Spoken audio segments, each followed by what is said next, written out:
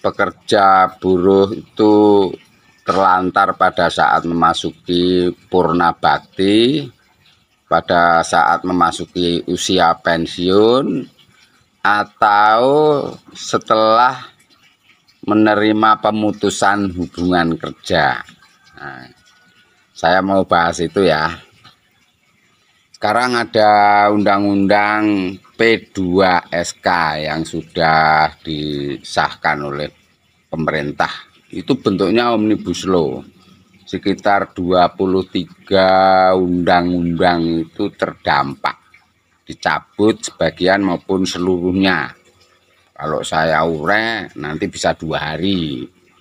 Jadi pengembangan dan penguatan sektor keuangan. Nah, ini dimaknai oleh mereka para pembuat kebijakan, para dewa-dewa.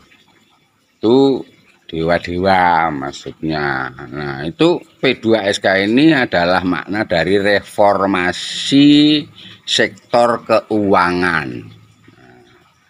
Lalu apa kondisi sebenarnya sekarang yang menjadi persoalan kaum pekerja yang sudah bekerja di pabrik-pabrik, manufaktur, di perkebunan, di tambang-tambang, di sektor jasa, yang memproduksi barang dan jasa, yang sesungguhnya mereka adalah penentu dari agregat kumpulan-kumpulan yang namanya pertumbuhan domestik bruto, jadi PDB.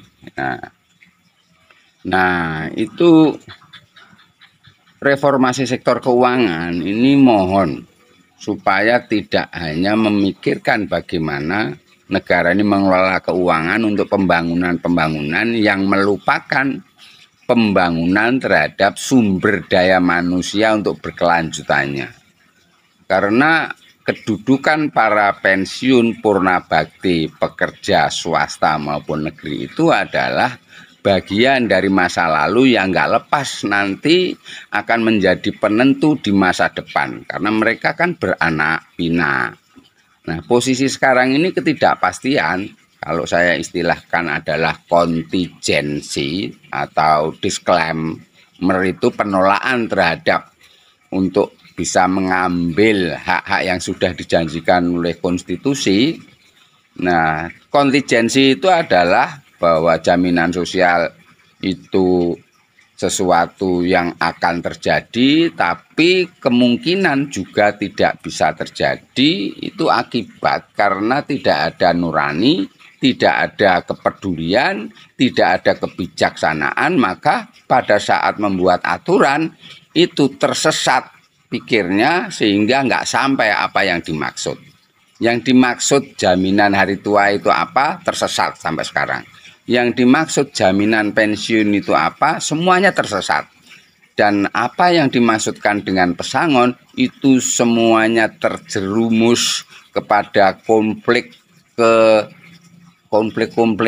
itu loh, apa itu namanya, sengketa itu. Wah, gugat menggugat, banding kasasi, eksekusi, ribut, demo, unjuk rasa, ujung-ujungnya di penjara. Karena memperjuangkan haknya tadi, ini adalah suatu ironis, di mana negara pembuat aturan, pembuat regulasi, ternyata tidak konsisten, tidak patuh, tidak betul-betul memperhatikan bagaimana mengayomi, melindungi kaum pekerja yang jumlahnya itu mencapai puluhan juta. Kalau pekerja formal kan sekitar 58 juta. Kalau pekerja informal digabung formal itu totalnya 135-an juta. Itu merupakan angkatan kerja, yaitu pekerja produktif gitu.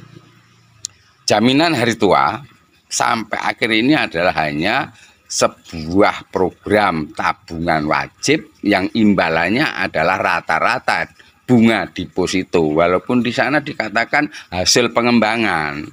Kemudian program pensiun, JP pensiun yang dikelola di BPJS, JAT maupun pensiun, itu juga terjadi disclaimer atau kontingensi, karena syaratnya untuk mendapatkan manfaat pensiun itu pekerja harus mengiur 15 tahun. Itu setara 180 bulan iuran.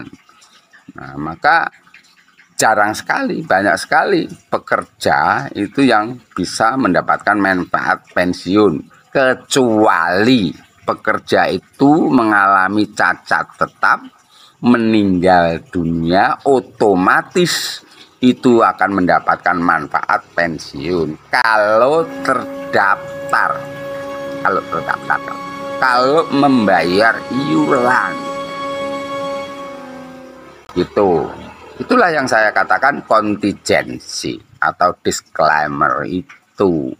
Nah, lalu seharusnya bagaimana supaya memenuhi rasa keadilan bahwa pekerja pada saat purna bakti itu mendapatkan hak-haknya sesuai janji konstitusi yang namanya jaminan hari tua, menjamin pada saat masuk usia tua, jaminan pensiun pada saat memasuki usia pensiun yang sekarang itu dipatok usia 58.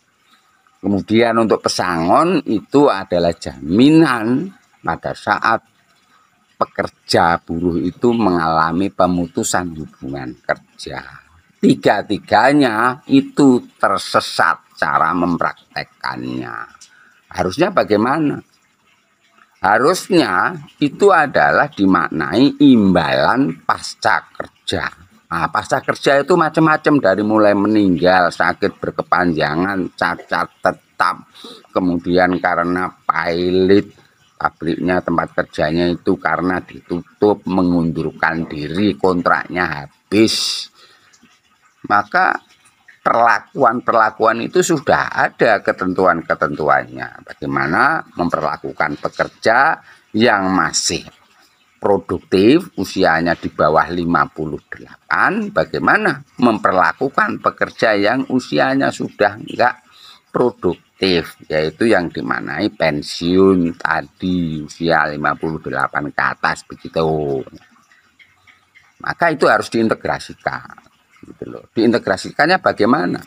Karena sudah didirikannya Badan Penyelenggara Jaminan Sosial, makanya adalah sebuah perlindungan sosial yang mempunyai kedudukan suatu kepastian terjaminnya apa yang menjadi risiko-risiko sosial itu. Di antaranya adalah kalau mengalami sakit, kalau mengalami kecelakaan kerja bagi yang masih bekerja, kalau mengalami meninggal dunia, kalau yang kemudian mengalami masuk usia pensiun, begitu.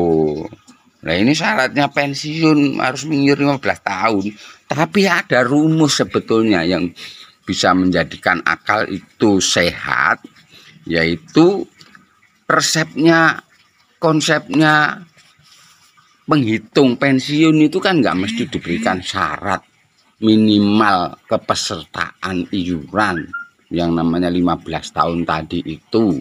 Nah, itu sudah ada ininya, rumusnya itu, yaitu rumusnya 1% kali masa iur dibagi 12, kemudian dikali upah tertimbang. Upah tahunan tertimbang itu umpamanya masa kerjanya 30 tahun, ya selama 30 tahun itu kali 12 bulan itu dibuat rata-rata begitu, terus dibagi 12, itu dapatnya nanti setiap bulannya itu.